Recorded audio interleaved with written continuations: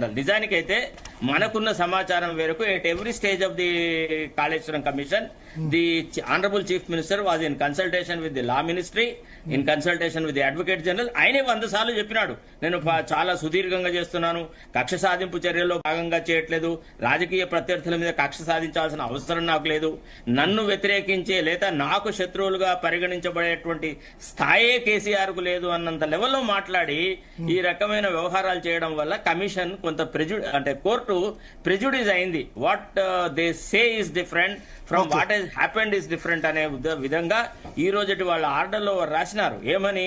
The gist being publicised and the issue being discussed and widely held press conferences certainly prejudiced the image of the petitioners అనే మాట మాట్లాడి, కాకపోతే ఈ report basis మీద ఏ చర్యలు తీసుకోవద్దు అనేటువంటి దాని మీద మేము ఇప్పుడు ఆదేశాలు ఇవ్వాల్సిన అవసరం లేదు. ఎందుకంటే ప్రభుత్వం తమంత తాముగా వాలంటీర్గా వచ్చేసేసి ఈ కమిషన్ యొక్క రిపోర్టుని అసెంబ్లీలో థ్రెడ్ గా డిస్కస్ చేసినాక అప్పుడు ఏం యాక్షన్ తీసుకోవాలనే దాని మీద ఇదమిద్దంగా మేము ఒక నిర్ణయం తీసుకుంటాము అని చెప్పిన దరిమిలా ఇక ఆదేశాలు ఇవ్వాల్సిన అవసరం లేదు అని డివిజన్ బెంచ్ చెప్పింది. కాబట్టి నైతికంగా చెప్పాలంటే, అంటే to be as a lawyer, not as a sympathiser of anybody, ఇక్కడ ఎవరికి సింపథైజర్ లేడు. బికాస్ మనము ఈనాడు డెసిమినేషన్ ఆఫ్ ఇన్ఫర్మేషన్ లో ఉన్నాం కాబట్టి న్యాయంగా మాట్లాడాలంటే ఇది నైతికంగా కేసీఆర్ కే విజయం తప్ప ఇది ప్రభుత్వ విజయం కాదు.